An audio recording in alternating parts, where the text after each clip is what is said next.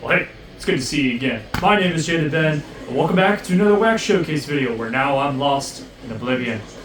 Today's episode, much like the last one, is in tribute to two individuals that we lost, both Brent Hinds, the guitar player of Mastodon, and Nissa Carlson, the lead vocalist and sometimes musician for Sacramentum, both of which passed away very, very recently today, so today's episode is in honor of them.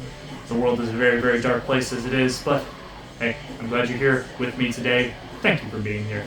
We've got a lot of awesome records and a lot of awesome stories to talk about. But first, we're going to start by what is playing in the background just right over there today, and that is going to be Upon Judas' Throne by Whore of Bethlehem, released in 2014 independently, later reissued in 2020 on Redefining Brutality Records. Bear with me, the cover is a little dark, but these dudes are out of Austin, Texas. I've seen these guys 3 times over the span of the last 4 or 5 years.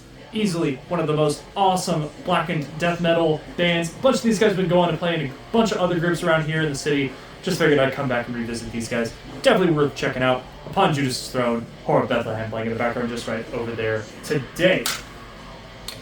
I mentioned the names of one of the members of this first band in my little intro monologue there, but I figure what a good way to pay tribute. That is Crack the Skye by Mastodon, released in 2009 on Rise and Relapse Records. I believe this was a joint record release. I don't know exactly how that, I'll put it on screen if I can find some more details about it. But as you can see, in all of its glory, mine is signed by the 4 original members of Mastodon, including the late, great Brent Hinds, who passed away just a couple of days ago. Easily one of my most prized items in my collection, because after Brent left the band, this stuff is pretty hard to come by nowadays. I think the band stopped posting these. They had a little merch store they would do some of this. I think they have some items left, but items like this have been long gone. Either way, if you've been living under a rock for the better part of the last 15, 16 years, let me tell you that Crack the Skye is probably one of the best progressive metal albums of all time.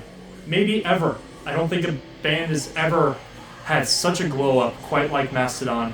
The band started off as very, very sludgy, but in this album I feel like they really came to their own with their own progressive, spacey, hook-ridden side that we would know and come to love over the next couple of years.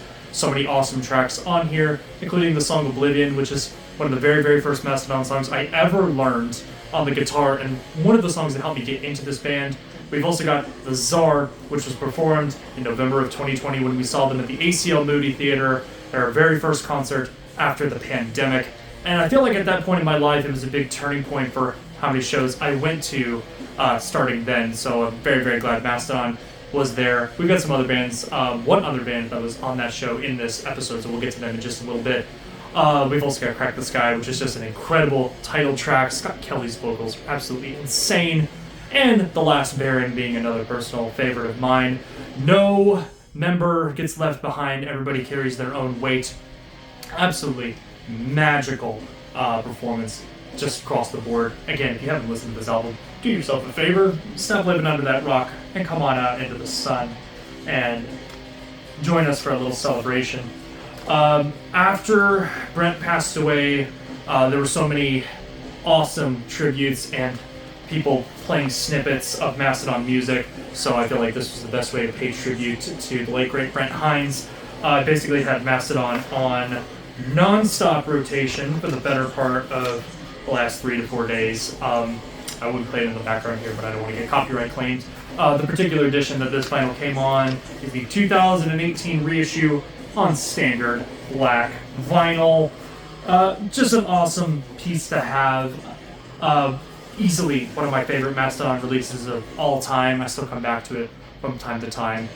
Brent Hinds, the West End Busker, aka Dirty B Hinds. Rest in peace, my man. Hope to see you again someday. In the meantime, spin our Mastodon album in support of Brent and his family and the guys at Mastodon. Mastodon, Crack the Skye.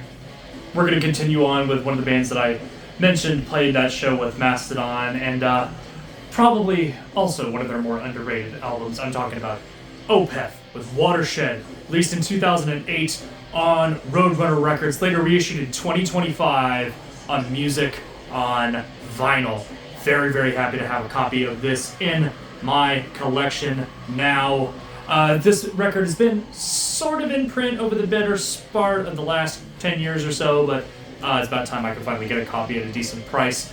I'm very, very happy to own this. As you can see on the back, mine is numbered 482. This was limited to 4,000 copies. The jacket on this is just super, super heavy duty, as are all of the music on vinyl specials.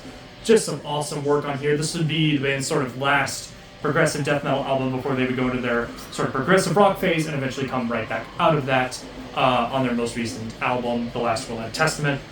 So many awesome tracks on here, such as Coil, Heir Apparent, The Lotus Eater, Porcelain Heart, Hex Omega, and another favorite of mine, Derelict Hertz.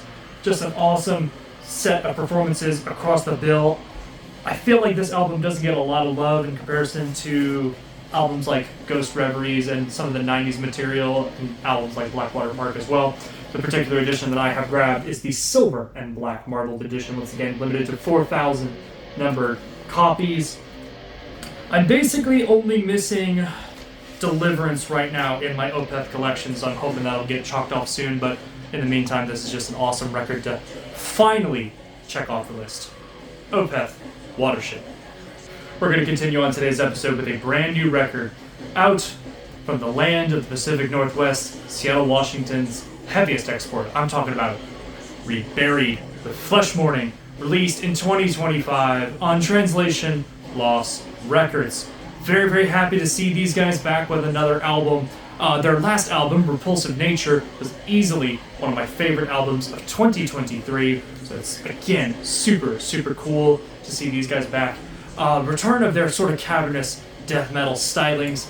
If you liked Clairvoyance in the very, very last episode I did on Wax Showcase, you're definitely going to like this as well. Heavy, down-tuned death that you can turn your brain off to. Got some awesome tracks on here, such as Orbital Illusion, Rotted Back to Life, the title track, as well as Putridity in Existence. Just an incredible, incredible album nonetheless. Highly recommend checking this out. I don't see these guys getting very far, at least touring-wise, outside of the Pacific Northwest there, which is a damn shame. I would love to see them in Texas. I know they've played some shows with my dudes in St. Peter, so I was kind of hoping that St. Peter would bring them down here, but maybe that's something for the cards a little bit in the future down the line. I would absolutely kill to hear some of these tracks live. The particular vinyl variant is nothing short of incredible. We've got a tricolor merge with splatter. I believe this is gold, orange, and green merge with green and black splatter. There's the B-side. Looks much better. You can see the splatter on that side. Really, really well done. Very, very happy to have this on vinyl. Definitely been a high spin number over the last couple of weeks. Definitely recommend checking these guys out as well. Reburied with Flesh Mourning. My next pick for today's episode is one that I found in a little bookstore not too long ago. We've got a little chain here in Texas called Half Price Books. I always go through their vinyl section anytime I'm nearby a Half Price Books. I always go through and take a look. And I was not disappointed with what I found. I'm talking about Obituary with Inked in Blood, released in 2014 on Relapse Records. Definitely one of the band's, again, more underrated cuts. I feel like a lot of people talk about the early stuff, and a lot of people talk about the self-titled album, but this one is definitely really, really good as well. We saw a good couple cuts of this when we saw them in 2023 at the Mohawk in Austin, Texas. Some of those songs being some great favorites of mine, including Visions in My Head, Back on Top, the title track, and if I can name a few others, Minds of the Other World, and Paralyzed with Fear, being some awesome cuts on here as well. Very, very happy to have this in my collection. I'm not sure if you could tell, this has actually a really cool embossed work on it, which is really, really sick. See if the camera can kind of pick that up there a little bit. If not, my apologies. But this was definitely an interesting find. Definitely wasn't very expensive. We'll get to the pressing in just a second. I figured with the pressing that this is, I figured it would have been a little bit more so. These guys, again, have just no bad albums in my discernible opinion. Even their mid-2000s stuff has got some positive parts in my personal opinion. The particular vinyl variant that we got for this one is the red and white merge from the original first pressing, which is limited to 1,000 copies. Very, very happy to have this on vinyl. I'm slowly chipping away at my obituary collection. I did a video a very, very long time ago that was discographies I will never get the chance to complete. And still, while I feel like that message does hold true, it is kind of cool to check this off and get just a little bit closer anytime I go out to a record store and find something cool. Obituary, Inked in Blood. And last but certainly not least, we are going to revisit probably one of the best death metal albums of all time, bar none, especially from the New York scene. I'm talking about Suffocation with Effigy of the Forgotten, released in 1991 on Roadrunner Records, though later reissued in 2021 on Listenable Records. Basically, one of the best New York death metal albums of all time. Maybe even one of the best death metal albums, period, all time. Just absolutely incredible where these dudes were back then and still continue to operate on now. I'm very, very lucky to say I've had the pleasure of catching them live 3 separate times. But some songs on here, such as Liege of Inveracity, probably inventing the breakdown in modern death metal music. The first time we saw them at Come and Take It Live, when that breakdown hit, because they opened with that, you just felt the room, the energy just change. It was easily one of the most intense feelings I've ever had in a concert. I've had very few instances that have even come close to that.